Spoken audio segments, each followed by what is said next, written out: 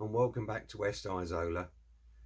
In this episode, which is one of my from the Workbench ones, I'll be looking at how I built an operating railroad crossing.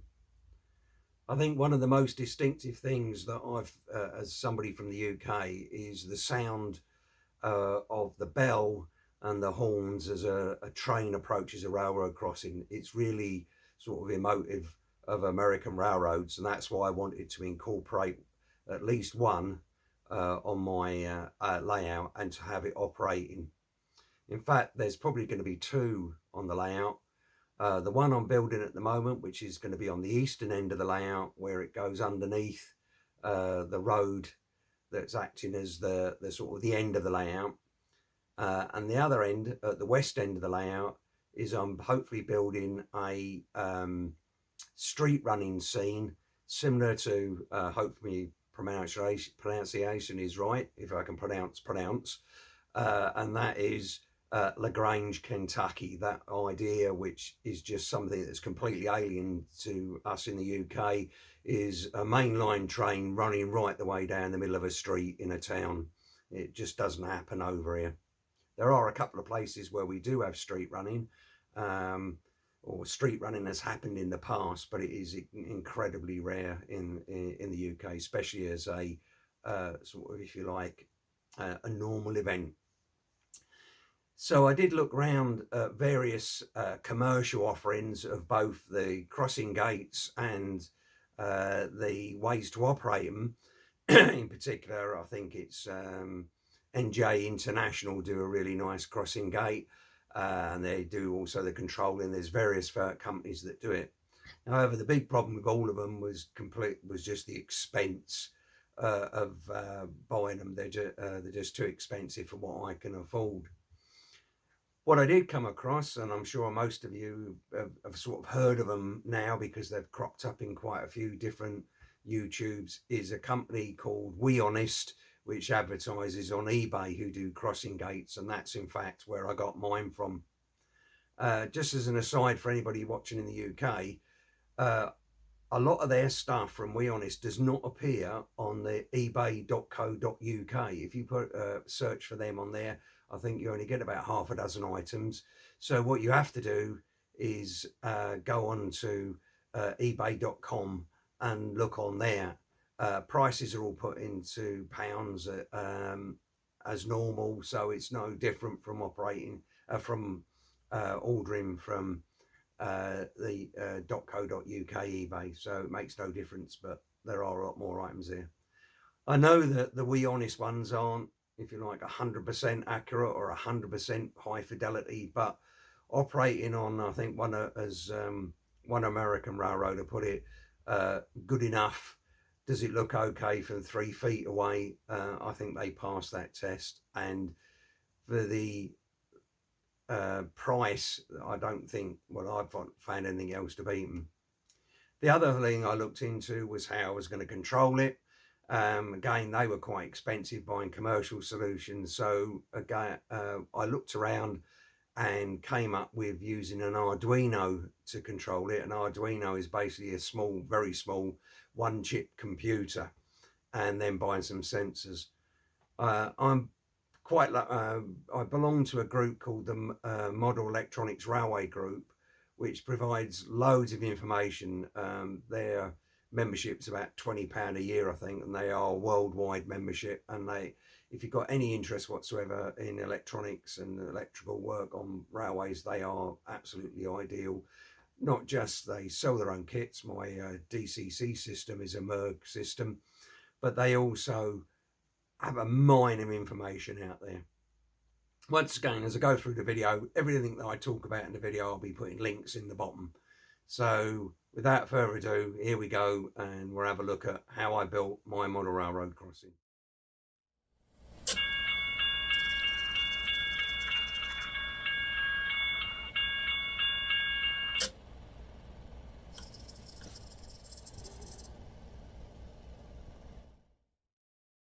Okay, now we're going to take a bit look at the various component parts that I've used to make the railroad crossing.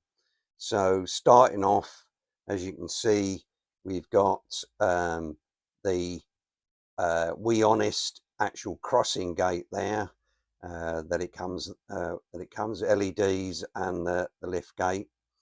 Following on from that, underneath the baseboard, so what I've done here is I've mocked up the way that it will be on when I actually do it on the layout, but it was just easy to do this, test various things out. So what I've got here is a miniature servo in a mount, and the mount actually comes from a company called Dingo Servos here in the UK.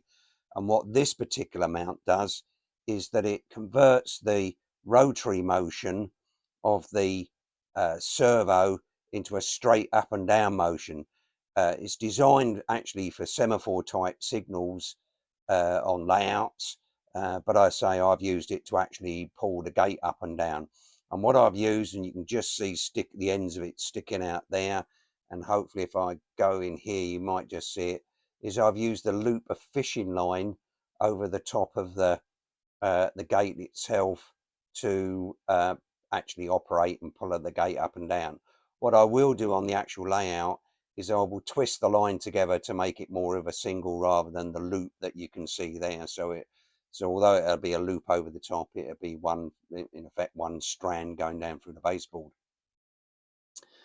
That servo is actually controlled and fed into the device there, and that's my Arduino on the left there.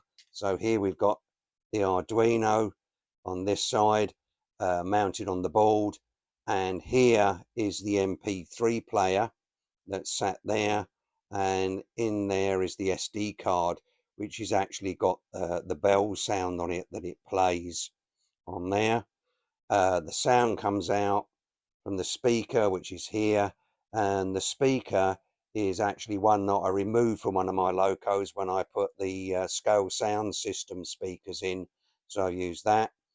5-volt power supply, which powers the whole system on there.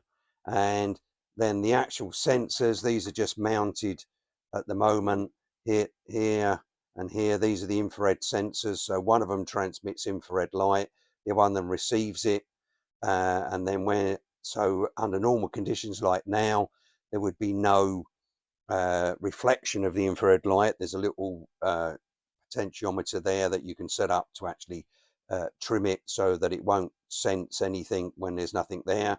And then when the actual car comes over the top, it will reflect off the bottom of the car back to the other one, and that will trigger the device. So I've got two here, one for the left, for the western approach, and one for the eastern approach to the layout. So the idea, it doesn't matter which way the train comes from, it will trigger the device and then set everything into motion. So that's the actual basics that we've got of the whole thing. So eventually all of this lot, apart from the gate itself, obviously, will go underneath the layout and all be hidden. Paul B on his layout has just done a little video about how to fit infrared sensors underneath the track. So I shall be following that to work out how to put my sensors in. So that's the basic overall layout. And now we'll take a look at the various bits and pieces and how I actually did it as I went along. Looking at the individual components, the first was the gate, as I said, from We Honest on eBay. It's got a moving gate and LEDs. When I bought it, I think it was only $19.99 plus the postage. I used a Power HD 1370A servo mounted in a mini signal mount from Dingo Servos. This converts rotary to up and down movement and is attached to the gate using fishing line. The driving force behind the system is an Arduino Nano.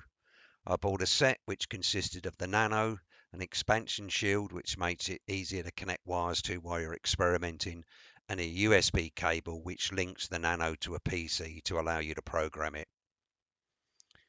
As well as controlling the gate, it also controls an MP3 player for the bell sound. This is an SD card which slots into the player. The sound itself I actually got via JMRI.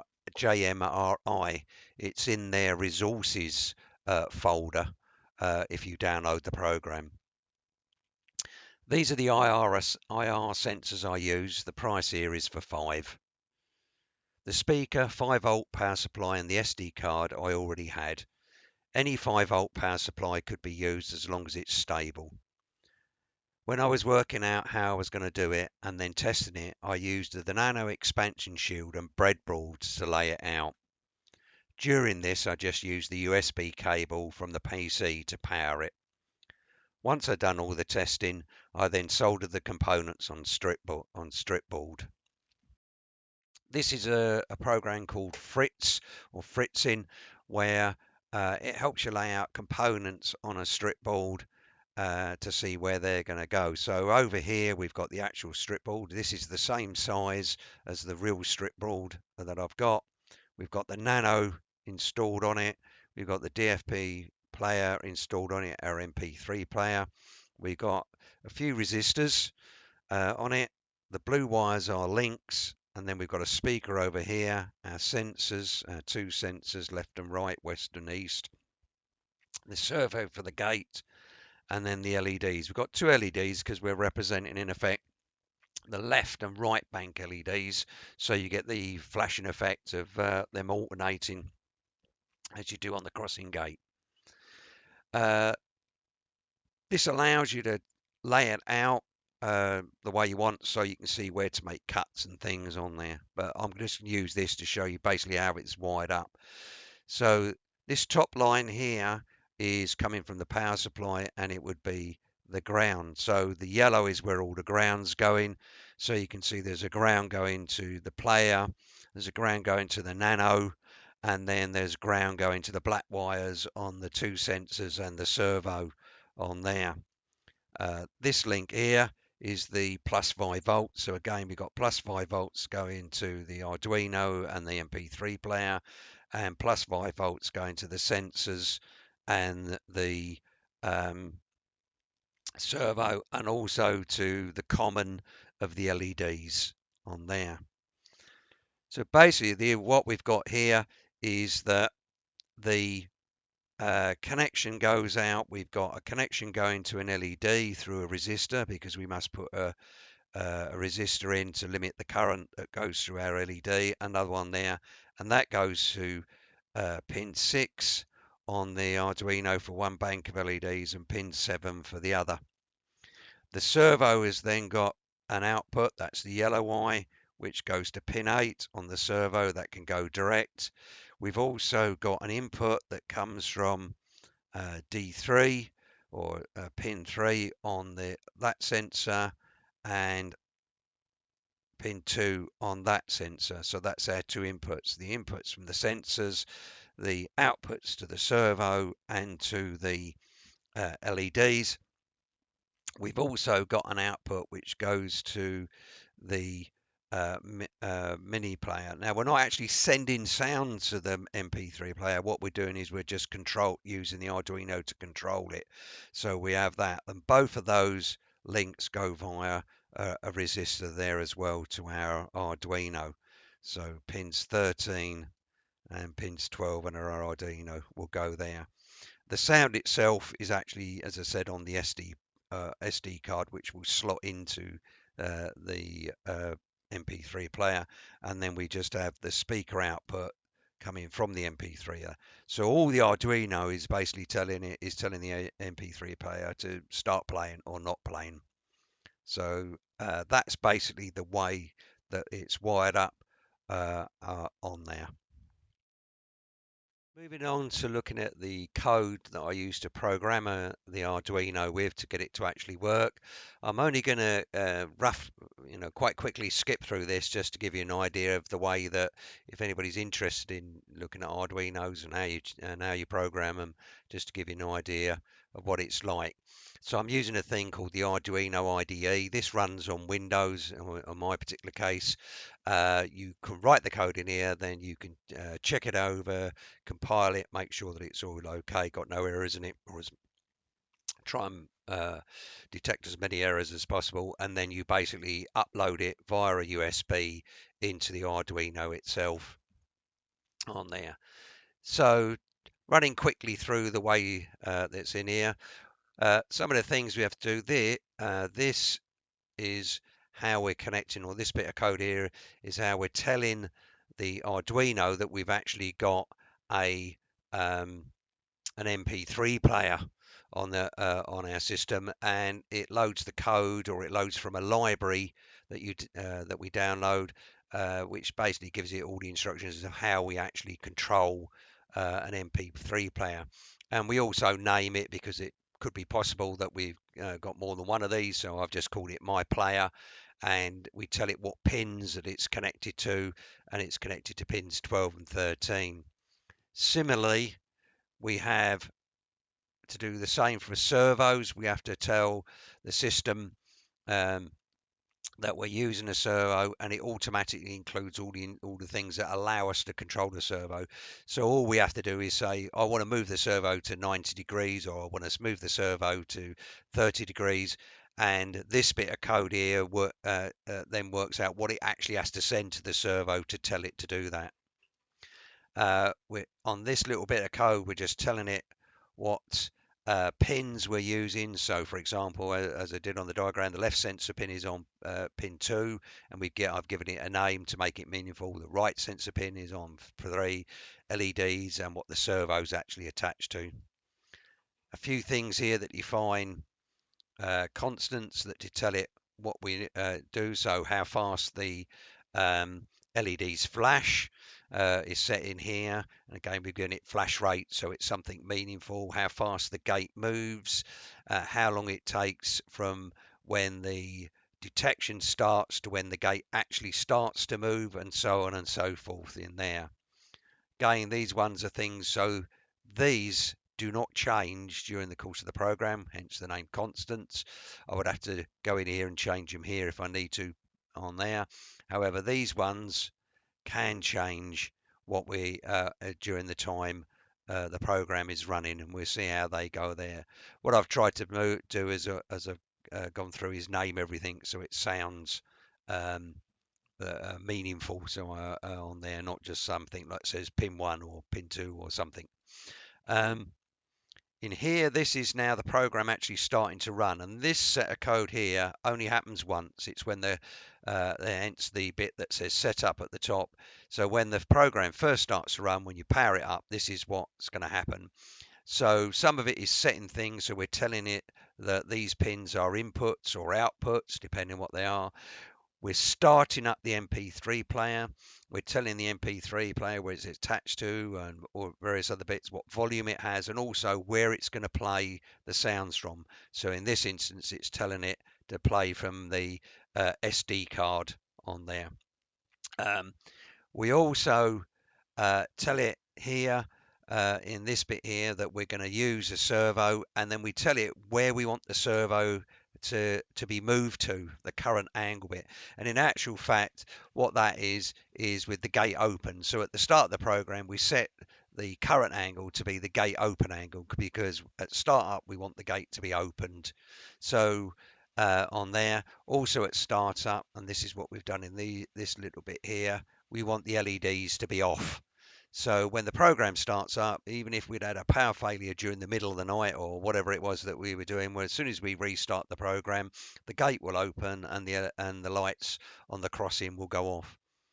This bit here now is where we're actually doing the work of a crossing. So our very first bit is in here is where we're just checking the sensors. We're checking the left sensor and the right sensor to see if they've been activated. If they haven't, then all it does, it goes round again, goes round and checks again and checks again, and it keeps on checking until eventually, or at some point, a train comes along and activates one of the sensors. As soon as that happens, what we do there, we enable the flash. So in effect, we turn the flash on, tell it to start playing. We start playing the sound of the bell. That's the my player play. We're saying play there. We're actually saying play track 1, and then we start a timer, because what we want is we want a slight delay between the bells ringing, the bell ringing, the lights flashing, and the gate actually starting to close. We don't want them to happen simultaneously. So that's what's happened there. So this is again is all part of this bit where we're waiting for that. Once that time has elapsed, we then move down on here, and this is where we actually um, uh, start the gate moving. And what we do it, and quite simply, we set a new target angle, i.e. where do we want the gate to be, and we set it to the angle of the gate being closed on there. Game will move on. What we're doing now is, so the gate's starting to close, the LEDs are on and flashing. What we're doing now is we're now checking to make sure that the train is still there. So we're checking the left and right sensors to see if they're being triggered, if they're still triggered. If they're not, then we assume that their train's gone. So what we want now is we want the gate to open and the lights to stop flashing on there. Um, as an aside, back up here, the length of time that the bell rings for is actually set by the length of the track on the SD card. So that's adjusted in there by just setting that track length on there. Excuse me. So now what we've done, we've decided train's gone, we're now on here, and we do in effect the opposite. We set the target angle now to be the gate um, open angle, and then we set a time of how long it actually takes to get the gate to open.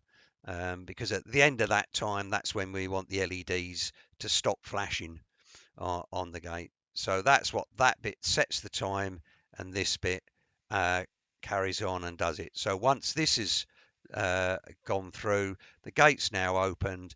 We now move on to, in effect, resetting the entire system back to this ready for the next train. So we turn off the flash. We make sure the LEDs are both off, because originally obviously, if we're flashing LEDs and then we suddenly stop the flashing, one LED will be on and the other LED will be off. So what we want to do is ensure that at the end, both the LEDs are gonna go off. So that's our sort of flow of our program. Down here, we've just got two little bits to do. So this part here is actually where we get the LEDs to flash. So when we go down the first time, we set flash enabled to 1. We've detected a train. We want the LEDs to start flashing. The bell started to play. We now have a bit here where where the LEDs are now flashing. And all we're doing them is, in effect, after a certain amount of time, we're swapping them over. So we're making the left LEDs to be the opposite of what they were. So if they were lit, they're now off. If they're off, they're now lit. And the right LEDs will be the opposite of whatever the left LEDs are on the system on there. So that's what we're doing in there. This bit down here is controlling the speed that the gate actually moves at. So we don't want it just to go instantaneously from open to close or from close to open. We want it to move gradually as though there's a bit of weight in it. And that's what this code here does. And then the last bit here is actually where we send the information to the LEDs, whether do we want them to be on or off on the system. So relatively smooth, and all we do at the end is we just go up here and we go to sketch, and then we just click on upload, and that will send it to our Nano, to our Arduino Nano, and it'll be there as soon as we restart it. It will start running the code. And at any time we can reconnect, go through and amend this, because there might be one bit I might want to amend, which is there's a possibility that if I'm running a very short light engine, for example, then um, both sensors could be off at the same time, despite the fact there's actually an engine actually between the two sensors. So that's something I'll probably have to have a look at once I get the whole thing in place and actually see how it operates in real life. And that's basically the code for this, and how it all goes together to make the crossing gate operate. I estimate that the entire thing, um, for everything that I've got to make it, the gate, the Nano, the Arduino Nano, the MP3 player, etc., all the bits and pieces, sensors and everything, it's probably cost me about £50 altogether for the whole thing. Um, Some of the bits I can reuse, for example, the Nano Shield. If I was doing any more program with the Nano, then I would use that with the breadboard and that. So although I've bought it once, it was included in the 8.99, I think the £8.99 that I paid. I can use that again, and I will be when I get to the other end of the layout and have to start programming for the crossing gates there. In my instance, I've only got a single crossing gate. It's not a problem if you have got double crossing gates, because the timing and everything else is the same. The only difference you would have is you would have two servos. So up here, for example, where I've got servo, gate servo, I would have probably, servo, gate servo 1 and gate servo 2. And everything else would be pretty much the same. Um, the only down here where we're actually controlling the gates, there would actually be the right bit where you're telling the gate what angle to move to. Down there would be gate servo 1 dot right and gate servo 2 dot right, and that would be it. If you've got 4 gates, you just carry on and so on and so forth. So once you've got it working once, it's pretty simple to carry on. Well, I hope that's been useful for people. I say I'll have lots of links down in the bottom, including I'll put a link to this code, so that if anybody ever wants to have a look at it, they can have a look at it. If anybody's got any questions, by all means, you can email me via the my email address that's in the channel heading, or you can message me via the YouTube messaging on there in the comment section. So hope that's been some use, and hopefully my next video will be actually of it operating on the layout. So thanks again.